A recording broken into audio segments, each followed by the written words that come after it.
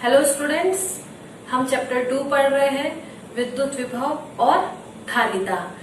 आज हम धारिता के बारे में पढ़ने वाले हैं, विद्युत धारिता की अवधारणा, कॉन्सेप्ट ऑफ इलेक्ट्रिकल कैपेसिटेंस। आप सभी अपने डे टू डे लाइफ में, दैनिक जीवन में मोबाइल इस्तेमाल करते हैं, पावर बैंक इस्तेमाल करते हैं। हम क्या करते हैं पावर बैंक में? पावर बैंक का प्रयोग हम तब करते हैं जब लाइट नहीं होती है या हमें मोबाइल चार्ज करना होता है या हम कहीं बाहर जा रहे होते हैं, सफर में होते हैं, तो हम अपने मोबाइल को चार्ज करने के लिए पावर बैंक का इस्तेमाल करते हैं। पावर बैंक में क्या किया जाता है? पावर बैंक में आवेशों को, चार्ज को क्या किया जाता है? स्टोर करके रखा जाता है। तो उसी प्रकार जो विद्युत धारिता है, किसी चालक की विद्युत धारिता उस चालक के अपने अंदर आवेशों को संग्रहित करने की क्षमता होती है।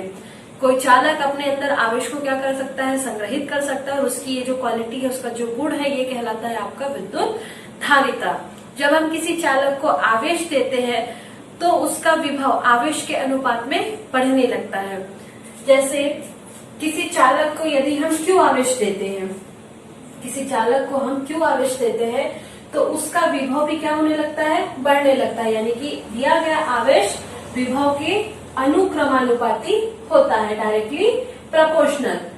यदि हम इस प्रोपोर्शनलिटी साइन को हटाते हैं तो हमें एक कांस्टेंट मिलता है, Q equals to C V. C एक नियतांक है, कांस्टेंट है, नियतांक कांस्टेंट, जिसे हम चालक की विद्युत धारिता कहते हैं। इसी को क्या कहा जाता है? चालक की विद्युत धारिता। Q equals to C V. यदि हम यहां से C की वैल्यू निकाले तो C की वैल्यू क्या हो जाएगी? Q अपॉन में V। इसके एसआई मात्रक पे हम आते हैं। किसी चालक की विद्युत धारिता का एसआई मात्रक होता है फैरेड। एसआई मात्रक होता है फैरेड, या इसे हम बोल सकते हैं आवेश का मात्रक होता है कूलाम, और विभव का मात्रक होता है वोल्ट। कूलाम पर वोल्ट, या इसे हम क्या बोल सकते हैं? फैरेड बोलते हैं। फैरेड इसका एसआई मात्रक है। साथ ही साथ यदि हम एक फैरेड को परिभाषित करें, कभी कभी क्वेश्चन में पूछ दिया जाता है कि एक फैरेड को परिभाषित कीजिए। यदि किसी चालक को 1 कूलाम आवेश दिया जाए, यदि किसी चालक को 1 कूलाम आवेश देने पर उसके विभव में 1 वोल्ट की वृद्धि हो, यदि किसी चालक को 1 कूलाम आवेश देने पर उसके विभव में 1 वोल्ट की वृद्धि हो, तो चालक की विद्युत धारिता 1 फैरेड कहलाती है। इस तरह से एसआई मात्रक जो है हमारा विद्युत धारिता का, वो होता है फैरेड या फिर कूलाम पर वोल्ट। अब आते हैं इसके विमीय सूत्र के बारे में। डायमेंशनल फॉर्मूला, विमीय सूत्र। C इक्वल्स टू हमें मालूम है Q अपॉन V। इसे हम लिख सकते हैं C equals to Q upon V equals to हमें मालूम होता है W अपॉन Q। ये आपका हो जाएगा C equals to Q square upon W। Q जो है आवेश है, इसके लिए विमीय सूत्र AT स्क्वायर अपॉन कार्य का विमीय सूत्र होता है M L2 T माइनस 2। ये आपका आ जाएगा A square T square upon M L2 T minus 2। C equals to हमें मिलेगा M का पावर 1 है, ऊपर जाके ये हो जाएगा M इनवर्स। L का पावर 2 है, ऊपर जाने पे हो जाएगा L का पावर -2। T का पावर -2 है, ऊपर जाने पे +2, और ये वाला भी आपका +2 कितना हो गया? T का पावर 4। और क्या बच गया हमारे पास? A square. तो ये है विद्युत धारिता का विमीय सूत्र। हमारा अगला टॉपिक है गोली चालक की धारिता। Capacitance of A spherical conductor. मान लेते हैं हमारे पास एक गोली चालक है जिसकी त्रिज्या R तथा केंद्र O है। इसके केंद्र O पे हमने धन Q आवेश दिया, यानी कि इस चालक को हमने धन Q आवेश दिया, तो ये संपूर्ण आवेश चालक के पृष्ठ पर समान रूप से वितरित हो जाता है। तब इस चालक के, इस गोली चालक के पृष्ठ पर विभव, गोलीय चालक के पृष्ठ पर विभव V equals to 1/4πε0 Q upon R। हमने एक गोली चालक लिया है जिसकी त्रिज्या R है, जिसे धन Q आवेश दिया गया है, जिसके कारण संपूर्ण आवेश चालक के पृष्ठ पर समान रूप से वितरित हो जाता है। तब इस चालक के पृष्ठ पर विद्युत विभव V equals to 1/4πε0 Q upon R है, किंतु धारिता की परिभाषा से हमें मालूम है C equals to Q upon V होता है। C इक्वल्स टू Q और V की वैल्यू है हमारे पास 1/4πε0 Q upon R। 1/4πε0 Q upon R, ये आपको मिलेगा C इक्वल्स टू, ये Q और ये Q आपका कैंसिल हो गया, 4πε0 R जो है वो ऊपर रखे, C इक्वल्स टू 4πε0 R। ये जो इक्वेशन आया है ये गोली चालक की धारिता को प्रदर्शित करता है। ये गोली चालक जो है हमारा वायु या निर्वात में स्थित है।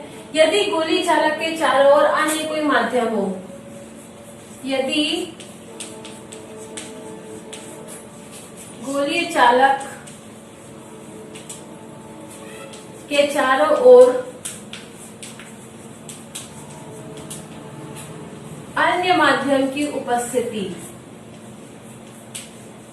अन्य माध्यम की उपस्थिति हो,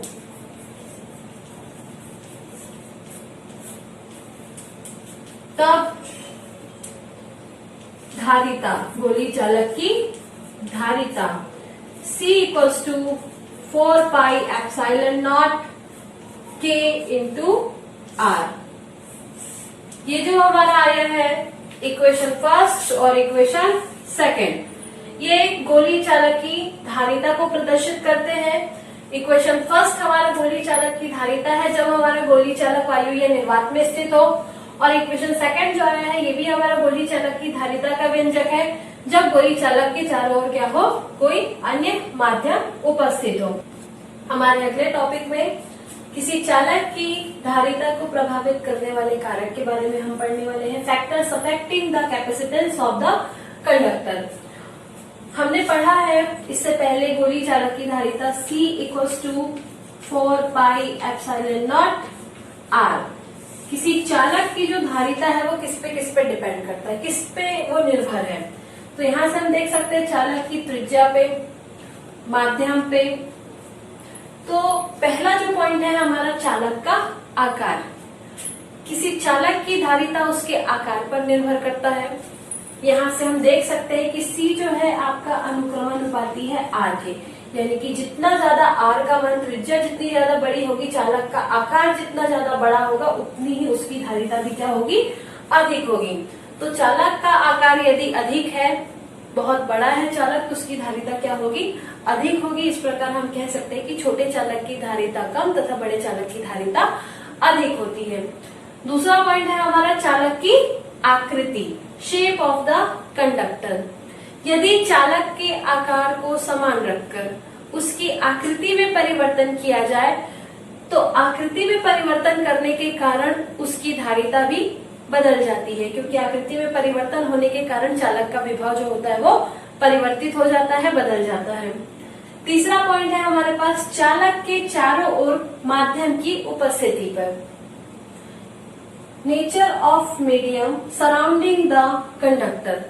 यहाँ पे हमने जब एक माध्यम की उपस्थिति पे लिया था तो एक हमने लिया था के, जहाँ के जो है माध्यम की आपेक्षिक विद्युतशीलता है। यदि चालक के चारों ओर जो माध्यम है, चालक की धारिता उसके माध्यम चारों ओर के माध्यम पर निर्भर करती है। यदि माध्यम की आपेक्षिक विद्युतशीलता अधिक है तो चालक का विभव उतना ही कम होगा और उसकी धारिता उतनी ही बढ़ जाएगी, क्योंकि हमें मालूम है C इक्वल्स टू होता है Q अपॉन V। यहाँ पे जो चालक की धारिता है वो विभव के व्युत्क्रमानुपाती होता है, यानी कि विभव का मान यदि कम होता है तो चालक की धारिता उतनी ही अधिक होती है। इस प्रकार यदि चालक के चारों ओर कोई माध्यम उपस्थित है और यदि उस माध्यम की आपेक्षिक विद्युतशीलता जितनी अधिक होगी उसका विभव उतना ही कम होगा। फलस्वरूप जो हमारे पास फॉर्मूला है C equals to Q upon V से V का मान कम होने से धारिता का मान क्या हो जाता है, अधिक हो जाता है। और लास्ट हमारा फोर्थ टॉपिक है अन्य चालकों की उपस्थिति। ये भी अन्य चालकों की उपस्थिति भी किसी चालक की धारिता को प्रभावित करने वाले कारकों में ही शामिल है। यदि हम किसी आवेशित चालक के पास एक अनावेशित चालक लाके रख दे तो उस चालक का विभव कम हो जाता है, फलस्वरूप उसकी धारिता जो होती है वो बढ़ जाती है। इस प्रकार हमने देखा किसी चालक की धारिता को प्रभावित करने वाले कारक में चालक का आकार है, उसका साइज है। जितना बड़ा चालक होगा उसकी धारिता उतनी ही अधिक और जितना छोटा चालक होगा उसकी धारिता उतनी ही कम। चालक की आकृति, यदि आकार को समान रखकर उसकी आकृति में परिवर्तन किया जाए तो उसकी धारिता भी क्या हो जाती है, बदल जाती है। चालक के चारों ओर माध्यम की उपस्थिति पर यदि चालक के चारों ओर के माध्यम की आपेक्षिक विद्युतशीलता अधिक है, जिसके कारण उसका विभव जो होता है वो कम हो जाता है, फलस्वरूप उसकी धारिता बढ़ जाती है।